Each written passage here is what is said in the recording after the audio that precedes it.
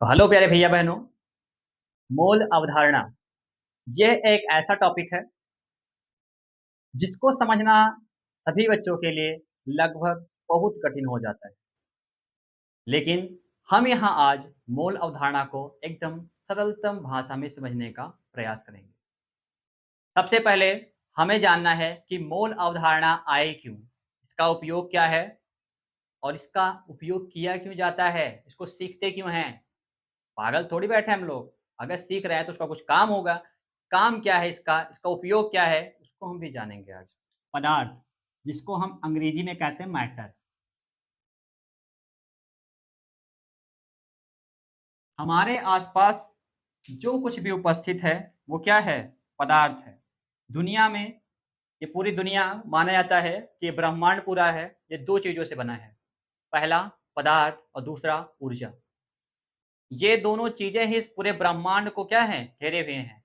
और इन दोनों के ही अलग-अलग पार्ट पढ़ाए जाते हैं। जैसे पदार्थ के 2 प्रकार पढ़ाए जाते हैं, मैटर के 2 प्रकार होते हैं, मैटर एंड एंटी मैटर, ठीक है? ऐसे ही ऊर्जा के भी 2 प्रकार होते हैं, positive energy and negative energy, ठीक है? तो इसको हम और ज़्यादा डिटेल में नहीं जाते हुए बात करते हैं पदार्थ की। पदार्थ क्या होता है, जिसको हमें पढ़ना है, हमारे सिलेबस में है।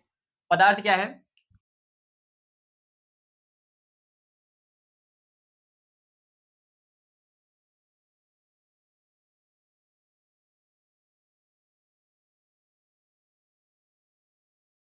कोई भी चीज़ हो जिसका जो स्थान घेरती हो, मतलब कुछ स्पेस ऑक्युपाई करती हो, कुछ स्थान घेर रही हो, उसे हम क्या कहेंगे? पदार्थ कहेंगे, ठीक है? जिसका कुछ द्रव्यमान या भार हो।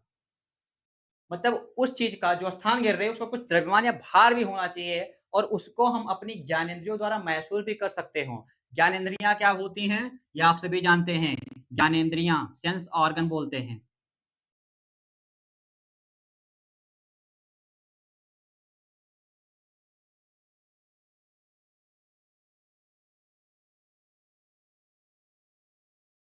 आँख क्या होती है?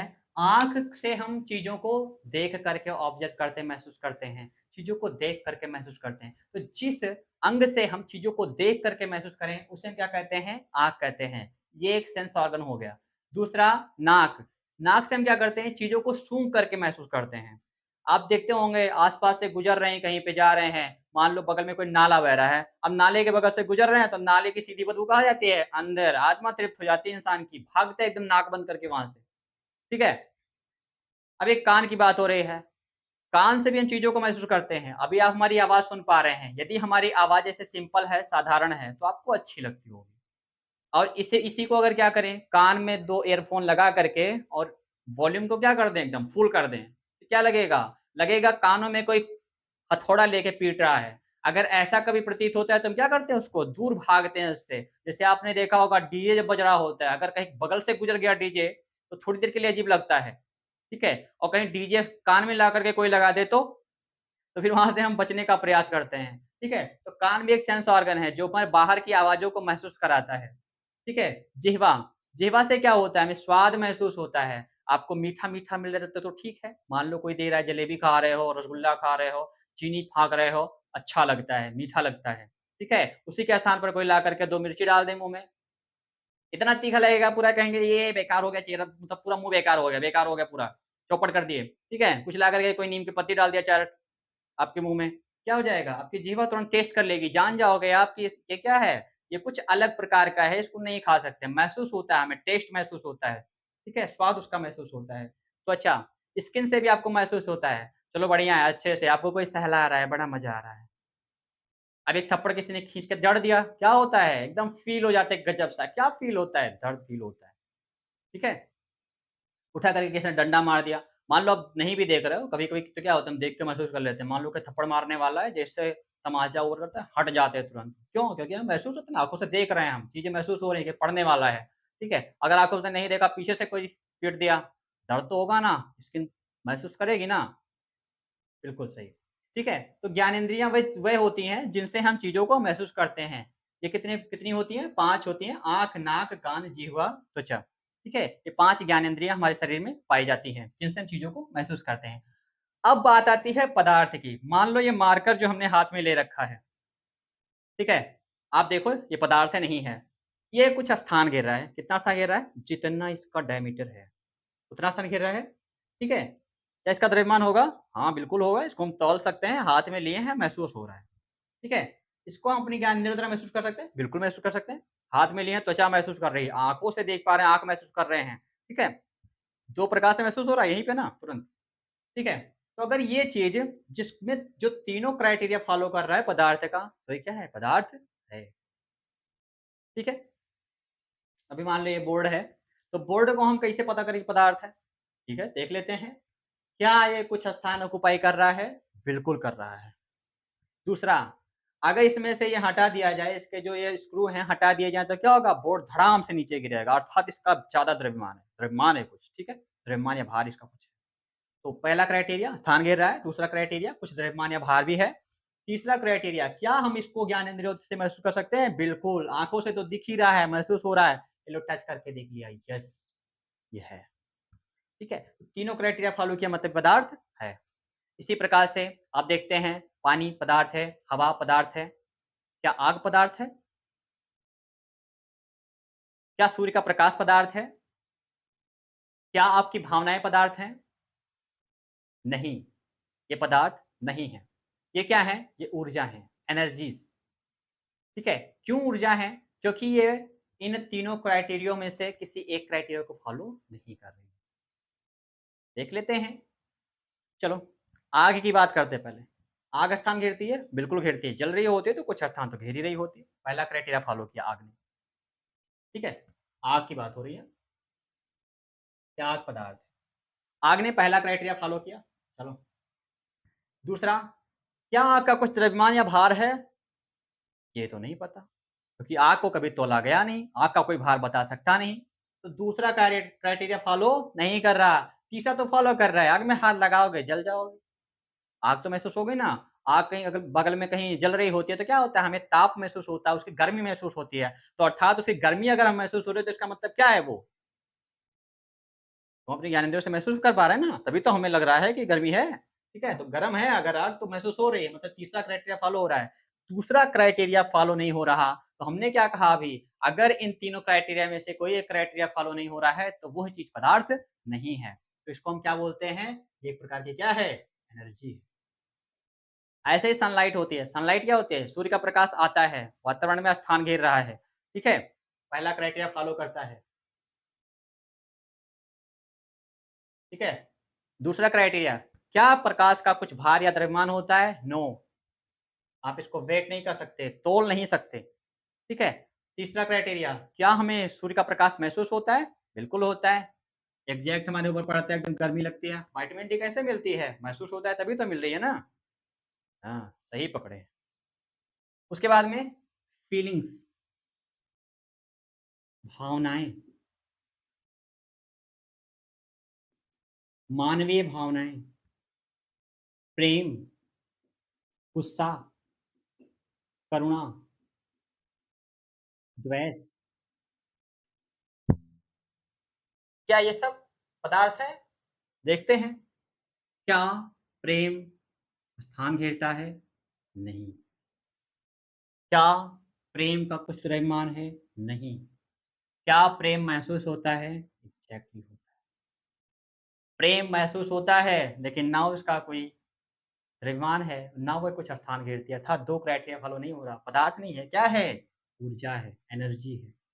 गुस्सा, सेम कंडीशन, ना ये स्थान घेरता है, ना इसका द्रव्यमान है, लेकिन महसूस होता है।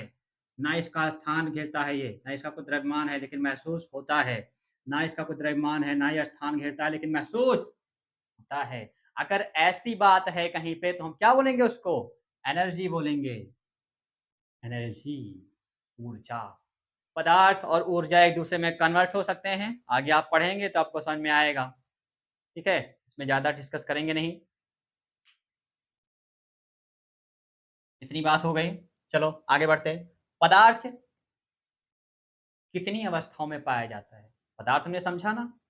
मार्कर को हमने पदार्थ बताया, बोर्ड को पदार्थ बताया, ठीक है? पानी को पदार्थ बताया, बर्फ भी पदार्थ है, ठीक है? दीवार भी पदार्थ है, शरीर भी पदार्थ है। शरीर हमारा क्या है? पदार्थ और ऊर्जा का मिश्रण है, ठीक है? उसके बाद में वायुमंडल की वायु, ये भी पदार्थ है, गैसों का मिश्रण है, ठीक है? इन सब चीज़ों को समझ पा रहे हो? मतलब आपके आस-पास उपलब्ध अधिकतम चीज़ें, अधिकांश चीज़ें क्या हैं? पदार्थ ही तो हैं। चलो हम पदार्थ की अवस्थाओं को देखते हैं। क्या पदार्थ की कुछ अवस्थाएँ भी होती हैं? पदार्थ कितने प्रकार से पाया जाता है? ये सब चीज़ें पढ़ेंगे। पदार्थ की कितनी अवस्थाएँ हो सकती हैं? मुख्यतः पदार्थ की 3 अवस्थाएँ होती हैं। वैसे तो आजकल ज्ञात पदार्थों की अवस्थाओं में 5 अवस्थाएँ पदार्थ की बताई जाती हैं, जिसमें से 2 अलग से बताया गया है, जिसको हम प्लाज़्मा और बोस-आइंस्टीन कंडेंसर के नाम से जानते हैं। पदार्थ की और भी अवस्थाएँ हैं, लेकिन वे अभी प्रूव्ड नहीं हैं। पदार्थ की लगभग 22 प्लस अवस्थाएँ ज्ञात हैं, लेकिन वे प्रूव्ड नहीं हैं। 5 अवस्थाओं को मान्यता मिली है, ये 5 अवस्थाएँ पदार्थ की पाई जाती हैं। आकार, ठोस का आकार क्या होता है? निश्चित होता है, अनिश्चित होता है? आकार इसका क्या होता है? निश्चित। निश्चित आकार का मतलब क्या है? अगर किसी चीज़ को आप किसी भी परिस्थिति में रखें, परिस्थिति का मतलब क्या है? कोई भी जगह पर रखें, वो कैसा रहे? जैसा है वैसे ही बना रहे, टेढ़ा-मेढ़ा ना हो, ऊपर-नीचे ना हो, छोटा-बड़ा ना हो जाए।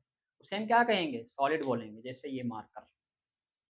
इस मार्कर को आप हमारी जेब में लगाओ, हाथ में रखो, उठा के फेंक दो, तिजोरी में डाल दो, कहीं पर भी रखो, ये मार्कर कैसा रहेगा? जैसा है ऐसा ही रहेगा। अर्थात ये क्या है? ये क्या है? ये ठोस है, अर्थात इसका आकार क्या है? निश्चित है। द्रव जिसका आकार क्या होता है? अनिश्चित होता है। आकार अनिश्चित होने का मतलब क्या है? कि ये बदल जाएगा। जेब में रखोगे तो जेब जैसा, तिजोरी में डाल दिए तो तिजोरी जैसा, फर्श पे फेंक दिया तो फर्श जैसा। देखा होगा पानी को आप ग्लास में लेते हैं, पानी ग्लास जैसा होता है।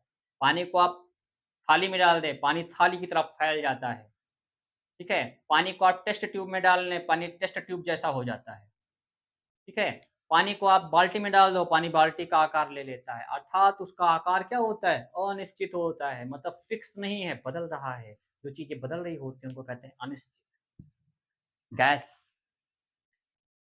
क्या गैस का आकार निश्चित होता है? No, never. गैस का आकार भी क्या होता है? अनिश्चित। डिब्बे में भर रखी है तो डिब्बे भर का गैस, डिब्बे जैसा गैस। कमरे में छोड़ दिया तो गैस के अणु दूर-दूर बिखर गए, कमरे के आकार का गैस। टेस्ट ट्यूब में भर लिया उठा करके तो टेस्ट ट्यूब जैसा, पाइप में भर दिया तो पाइप जैसा। घर पे सिलेंडर होता है ना, उसकी पाइप में जब तक सिलेंडर में भरा है तो सिलेंडर के आकार का है गैस। पाइप में जा रहा है तो पाइप के आकार का है, बर्नर से निकला तो बर्नर के छेद जैसा हो गया, ठीक है? तो गैस का आकार भी क्या होता है? अनिश्चित होता है। आयतन बात करते हैं आयतन की। आयतन जो है, ठोस का आयतन कैसा होता है?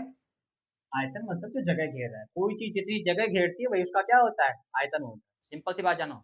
कोई भी वस्तु जितनी जगह घेरती है, वही उसका क्या होता है? आयतन होता। कोई वस्तु अपने तन से जितना आय कर रही है, मतलब जितनी जगह घेर रही है, वही उसका क्या है? आयतन है। उसका तन, तन मतलब क्या? शरीर, ठीक है? आयतन, ठोस का आयतन क्या होता है? निश्चित होता है। वो हमारे हाथ में भी उतनी जगह घेर रही है, जेब में भी उतनी जगह घेरेगी, तिजोरी में रखोगे तब भी उतनी ही जगह घेरेगी, बदलेगा नहीं, ठीक है? द्रव, इसका भी आयतन क्या होता है? निश्चित होता है। अगर आपने 500 एमएल पानी लिया है, उसको आप ग्लास में रखोगे तो भी 500 एमएल का आयतन घेरेगा, बाल्टी में रखोगे तो भी 500 एमएल का आयतन घेरेगा, ज़मीन पे फैलाओगे तो भी 500 एमएल का आयतन घेरेगा और टेस्ट ट्यूब में या कहीं भी आप डालोगे तो भी 500 एमएल का आयतन ही घेरेगा। गैस, इसका आयतन क्या होता है? अनिश्चित होता है। इसका आयतन क्यों निश्चित हो गया? अभी हमने एक छोटे से डब्बे में भर रखा था गैस, उसका आयतन क्या था? डिब्बे जितना, पूरे डिब्बे में भरा था ना, खोल दिया उसको हमने कमरे में, पूरा आयतन कमरे का हो गया। मतलब पहले डिब्बी का आयतन था, पूरे कमरे का आयतन हो गया, मतलब क्या? बढ़ गया, अणु अणु खूब दूर-दूर हो गए, तो आयतन बढ़ जाएगा ना। आयतन क्या हो रहा है इसका? अनिश्चित है, बदल रहा है, ये अपने शरीर से अलग-अलग जगह घेर रहा है, ठीक है? अणु किस तरह होते हैं, अणु की स्थिति।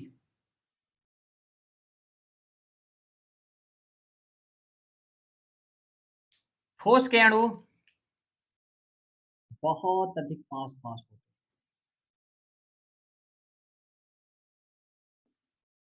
बहुत अधिक पास पास होने का मतलब क्या है कि अगर मान लो एक ठोस पदार्थ हम लें, उसमें अणुओं को देखना चाहे तो अणु ऐसे सिचुएटेड हो, एकदम कॉम्पैक्ट, फिक्स। जगह क्या दिख रही है इसमें, बहुत कम दिख रही है। देखो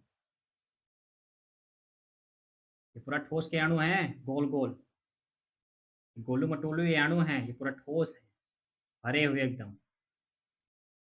इनके बीच में जो सफेद सफेद है वो जगह घेर जगह दिख रही है, ठीक है। कौन से ये सब बीच में जो ये सब गैप है ना, गैप केवल दिख रहा है।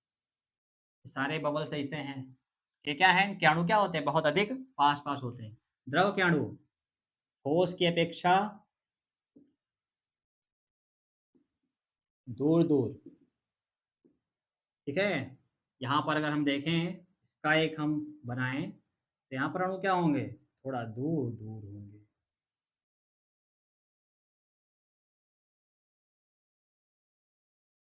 ठीक है। गैस में अगर हम देखें तो इसमें क्या होते हैं, बहुत अधिक दूर दूर होते हैं।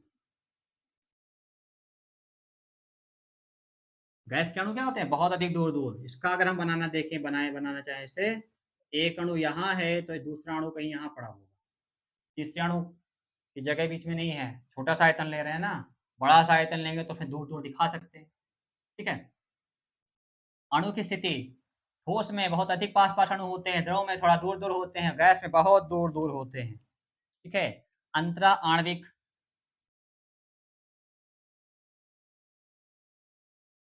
दूरी या त्रिज्या भी बोल सकते हैं। अणुओं के बीच में दूरी या अणुओं के बीच में त्रिज्या, त्रिज्या केंद्र से केंद्र के बीच में होती है और दूरी होती है अणुओं के बीच में, अणु का जो किनारा किनारा होता है उसको। ठीक है। तो अंतरा आणविक दूरी या अंतरा आणविक त्रिज्या। अंतरा आणविक दूरी ठोस में क्या होती है, अणुओं के बीच में दूरी क्या है, बहुत ज्यादा है ना, अत्यंत कम होता है, बहुत कम होता है। देखो एक अणु यहाँ है, जस्ट बगल में दूसरा अणु है, बहुत कम होता है। द्रव में ठोस से अधिक दूर होते हैं अणु। देखो यहाँ पर अणु, फिर यहाँ पर, फिर यहाँ पर, ठोस से अधिक दूर।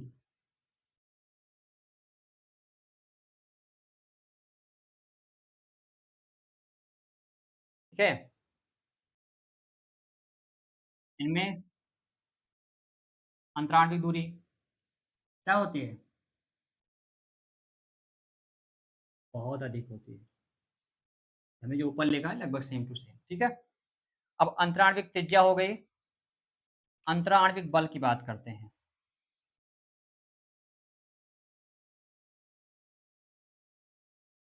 अणुओं के बीच लगने वाला आकर्षण बल, क्योंकि अणु क्या होंगे, एक दूसरे को पकड़ के खींच रहे होंगे, प्लस प्रतिकर्षित भी कर रहे होंगे। का कारण अलग है लेकिन बात यहाँ करते हैं। अगर खींच रहे हैं तो देखो किसमें ज्यादा तेजी से खींच रहे हैं, कितने किसमें ज्यादा करीब करीब है, इसमें। अंतराणविक बल इसमें क्या है, इसमें अंतराणविक बल क्या है, बहुत अधिक, या कह दें तो सबसे अधिक। इसमें अंतराणविक बल ठोस से कम लग रहा है, अणुओं के बीच में बल कम लग रहा है ना, तभी तो दूर दूर हो गए, भाग गए। अब यहाँ पर क्या हो रहा है, यहाँ पर अणुओं के बीच में बल क्या लग रहा है, बहुत कम लग रहा है, अत्यंत कम, बहुत कम, या कहते सबसे कम। ठीक है। बहुत कम लग रहा है, तो यहाँ पर अणुओं के बीच में आकर्षण बल बहुत कम लग रहा है, मतलब अंतरा आणविक बल। अंतरा मतलब होता है, अंतर मतलब बीच में, आणविक मतलब होता है अणुओं के। तो अणुओं के बीच में लगने वाला जो आकर्षण बल है उसको क्या बोलते हैं, अंतरा आणविक बल बोलते हैं। तो अंतरा आणविक बल ठोस में बहुत अधिक होता है, क्योंकि ठोस के अणु बहुत पास पास होते हैं। ठीक है।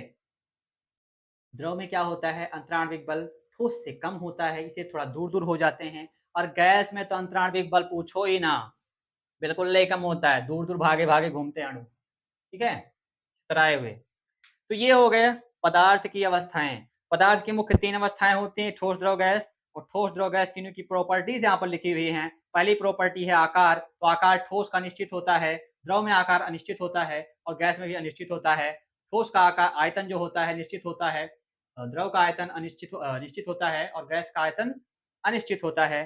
अणु की स्थिति, ठोस में अणु बहुत अधिक पास-पास होते हैं, द्रव में अणु ठोस की अपेक्षा थोड़ा दूर-दूर होते हैं और गैस में अणु बहुत अधिक दूर-दूर होते हैं। यहाँ पर आप देख सकते हैं, चित्र बना दिया है, ये ठोस का है, ये द्रव का है और ये गैस का है, ठीक है? ये सॉलिड का है, ये लिक्विड का है और ये गैस, ठीक है? यहाँ पर देख रहे हैं, यहाँ पर अणुओं के बीच में त्रिज्या क्या है? बहुत कम। बहुत कम। अंतराण्विक दूरी क्या है? बहुत कम। अंतराण्विक त्रिज्या भी क्या है? बहुत कम। यहाँ अंतराण्विक त्रिज्या क्या है? थोड़ी ज़्यादा है। किससे? ठोस से। ठोस से थोड़ा क्या है? दूरी ज़्यादा है अणुओं की, तो अंतराण्विक त्रिज्या भी क्या होगी? ज़्यादा होगी। यहाँ पर देखें, यहाँ पर अंतराण्विक त्रिज्या निकालें तो ए भैया, बड़ा दूर-दूर है। ये है अंतराण्विक त्रिज्या, इतनी दूरी पर, इतनी डिस्टेंस, ठीक है? अंतराण्विक बल की बात करें, वो तो हमने देखा ही, अंतराण्विक बल अणुओं के बीच में लगने वाला बल ठोस में सबसे ज़्यादा होता है, द्रव में उससे कम होता है, गैस में बहुत ही कम होता है, अत्यंत अल्प होता है, ठीक है? पदार्थ के प्रकार क्या होते हैं? पदार्थ के प्रकारों को पढ़ते हैं। उदाहरण जैसे आप ले सकते हो उदाहरण। उदाहरण समझना चाहो तो मान लो ईंट, उदाहरण भी लिखते हैं यहाँ पे। उदाहरण देखें, ईंट, पत्थर, लोहा आदि, ठीक है? द्रव में देखें, जल, तेल आदि। गैस में हवा, वायु, ठीक है? वायु क्या है?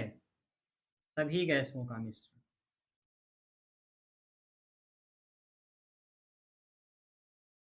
वायु क्या है? सभी गैसों का मिश्रण है, ठीक है?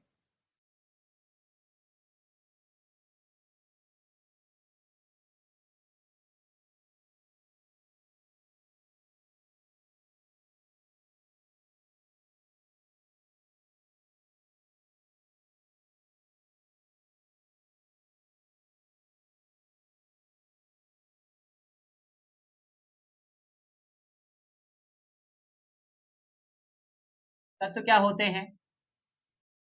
वह पदार्थ जो एक ही प्रकार के परमाणुओं से मिलकर बनते हैं।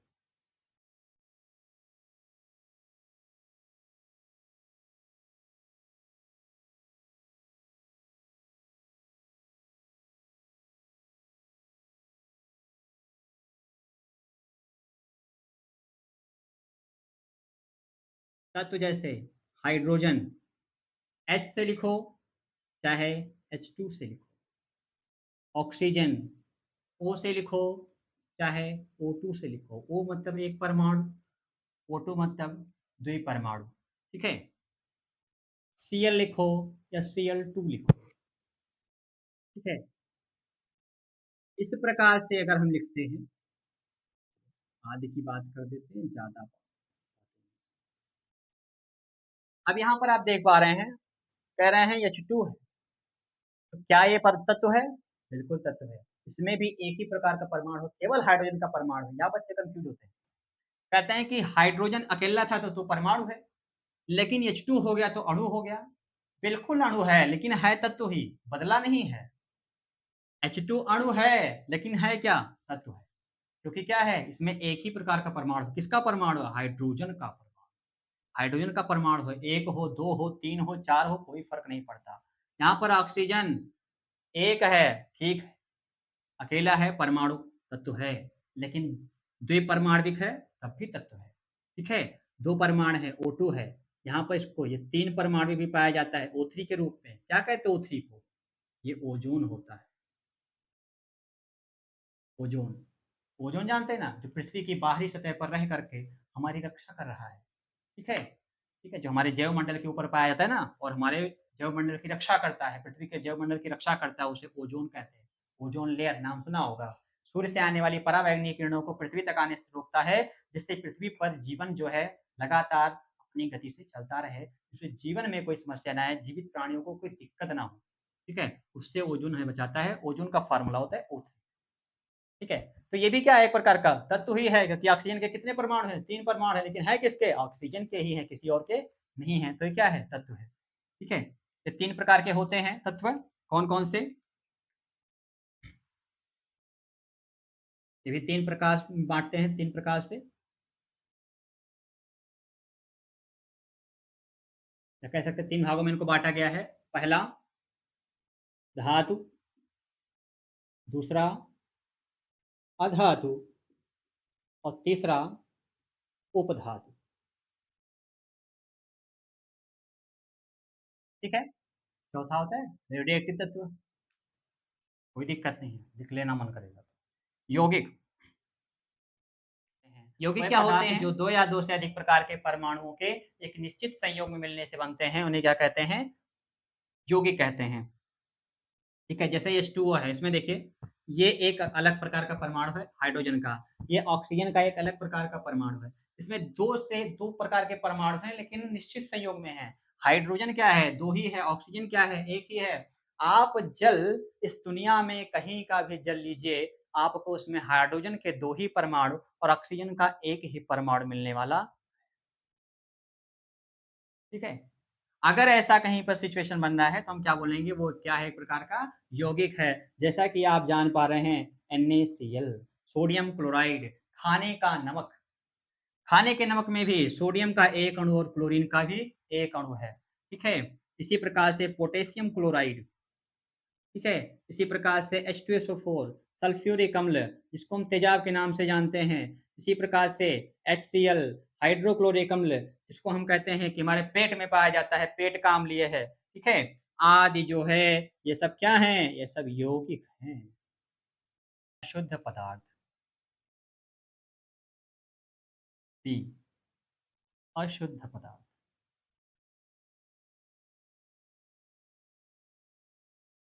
अशुद्ध पदार्थ अथवा बोल सकते हैं।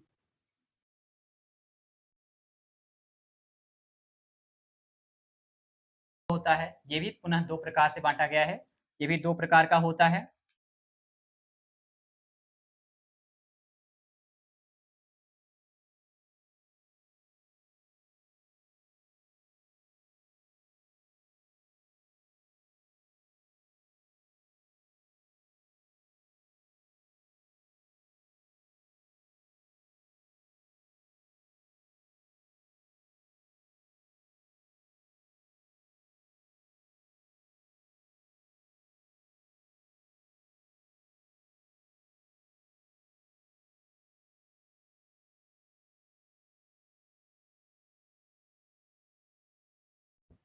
वह पदार्थ जो 2 या 2 से अधिक पदार्थों को आपस में घोलने पर या मिलाने पर एक दूसरे में क्या हो जाएँ? पूरी तरह से घुल-मिल जाएँ, ठीक है? और उनमें, अर्थात हम कह सकते हैं उनमें सभी पदार्थों का संघटन कैसा हो जाए? एक जैसा हो जाए, ठीक है? जैसे एग्ज़ाम्पल की अगर हम बात करें, तो जैसे आपने देखा होगा शरबत। शरबत क्या है? एक प्रकार का समांग मिश्रण है, ठीक है? समांग मिश्रण को ही क्या बोलते हैं? ये इम्पोर्टेंट पॉइंट है, नोट कर लेना। समांगी मिश्रण को ही विलयन बोलते हैं। समांगी मिश्रण को ही क्या कहते हैं? विलयन कहते हैं। ये मुख्य बिंदु है। ठीक है? समांग मिश्रण कब बनता है? मान लो आपने 1 गिलास पानी लिया, उसमें थोड़ा-सा चीनी उठा के डाल दिया, घोल दिया, पानी में क्या हो गया? चीनी विलीन हो गई। अर्थात जब 2 पदार्थों को मिलाएँ और दोनों में से केवल एक ही पदार्थ दिखाई पड़े, एक पदार्थ उसमें पूरी तरह से क्या हो जाए? गायब हो जाए। ठीक है? एक पदार्थ की भौतिक अवस्था जब दिखाई पड़े, तो हम क्या कहेंगे उसे? समांग मिश्रण कहेंगे। मान लो पानी लिया था, तो चीनी घोलने पर दिखाई कौन दे रहा है? पनीर दिखाई दे रहा है। नमक उठा के डाला, घोल दिया, कौन दिखाई दे रहा है? पनीर दिखाई दे रहा है। मतलब 2 ही पदार्थ घोलो, 3 पदार्थ घोलो, 4 पदार्थ घोलो, कोई फ़र्क नहीं पड़ता, उनमें से केवल एक ही पदार्थ हमें लास्ट में दिखाई पड़ेगा जब घोलने के बाद बचेगा। ठीक है? अगर ऐसा कहीं पर कोई मिश्रण बन रहा है, तो उस मिश्रण को हम क्या कहते हैं? समांगी मिश्रण कहते हैं और ऐसे मिश्रण को ही हम क्या बोलते हैं? विलयन कहते हैं। ठीक है? विषमांग मिश्रण क्या होता है?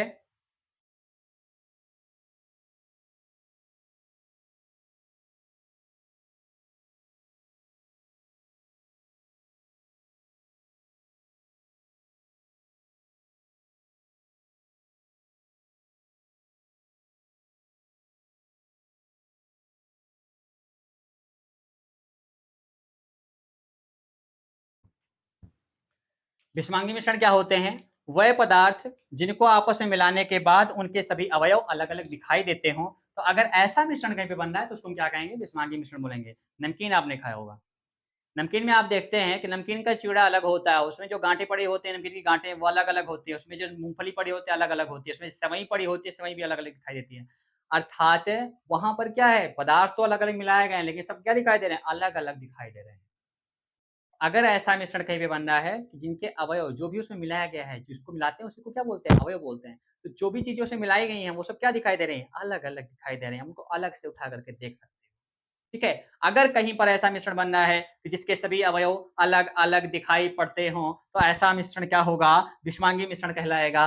जैसे एग्ज़ाम्पल के रूप में आप नमकीन देख सकते हैं, दाल व चावल का मिश्रण देख सकते हैं और बहुत सारे मिश्रण जैसे बालू में क्या मिला दो, ईंट ईंट का चूड़ा मिला दो या लोहे का चूर्ण मिला कर के देखो। ठीक है? तो इस प्रकार का जो मिश्रण होता है उसे हम क्या कहते हैं?